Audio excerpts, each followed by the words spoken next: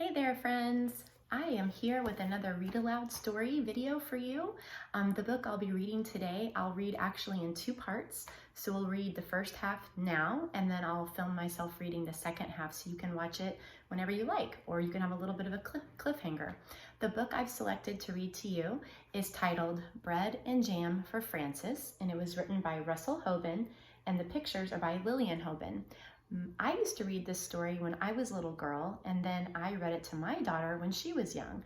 So it's really special to me and to my family. It's been around since 1964, about 10 years before I was born. I hope you really enjoy it. Bread and Jam for Francis.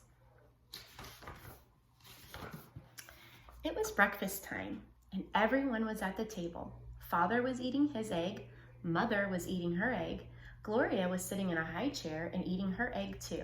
Francis was eating bread and jam. What a lovely egg, said Father. If there is one thing I am fond of for breakfast, it is a soft-boiled egg. Yes, said Mother, spooning up egg for the baby. It is just the thing to start the day off right. Ah, said Gloria, and ate up her egg. Francis did not eat her egg. She sang a little song to it. She sang the song very softly. I do not like the way you slide. I do not like you're soft inside. I do not like you lots of ways. And I could do for many days without eggs. What did you say, Francis? Asked Father. Nothing, said Francis, spreading jam on another slice of bread.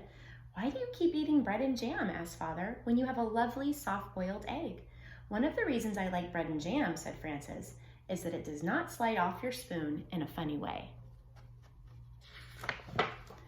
Well, of course, said Father, not everyone is fond of soft-boiled eggs for breakfast, but there are other kinds of eggs. There are sunny-side up and sunny-side down eggs. Yes, said Francis, but sunny-side up eggs lie on the plate and look up at you in a funny way. And sunny-side down eggs just lie on their stomachs and wait. What about scrambled eggs, said Father. Scrambled eggs fall off the fork and they roll under the table, said Francis. I think it's time for you to go to school now, said Mother. Francis picked up her books, her lunchbox, and skipping rope, and then she kissed Mother and Father goodbye and went to the bus stop. Do you like eggs? I do.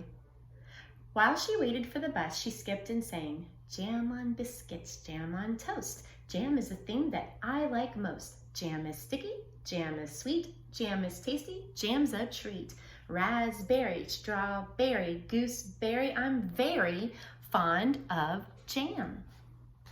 That evening for dinner, Mother cooked breaded veal cutlets with string beans and baked potatoes. Ah, said Father, what is there handsomer on a plate and tastier to eat than breaded veal cutlet? It is a nice dish, isn't it? Said Mother. Eat up the string bean, Gloria. Oh, said Gloria, and ate it up. She had already eaten her dinner of strained beef and sweet potatoes, but she liked to practice with a string bean when she could. This is the baby. Where do breaded veal cutlets come from? Asked Francis, and why are French-cut stringless beans called string beans? We can talk about that another time, said Father. Now it is time to eat our dinner. Francis looked at her plate and sang, Why do cutlets wear? What do cutlets wear before they're breaded? Flannel nightgowns, cowboy boots, furry jackets, sailor suits? Then she spread jam on a slice of bread and took a bite. She won't try anything new, Mother said to Father. She just eats bread and jam. How do you know what you'll like if you won't even try anything? Asked Father.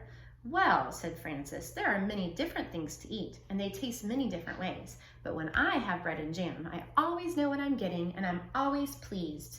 You try new things in your school lunches, said Mother. Today I gave you a chicken salad sandwich.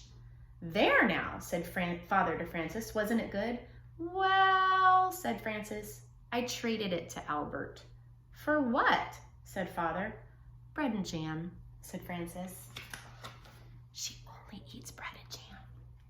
The next morning at breakfast, Father sat down and said, Now I call that a pretty sight. Fresh orange juice and poached eggs on toast. That's a proper breakfast for you.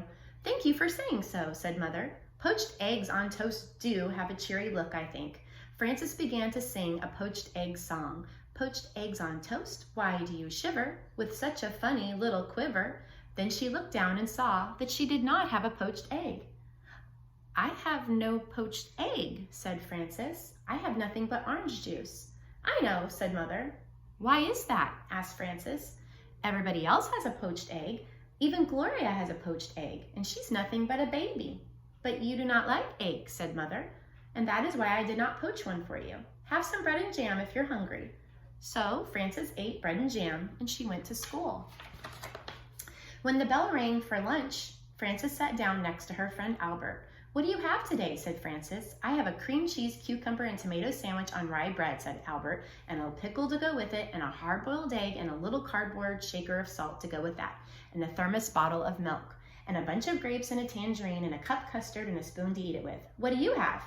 Frances opened her lunch. Bread and jam, she said, and milk. Okay, guys, stay tuned for part 2. It's getting really good. See you soon.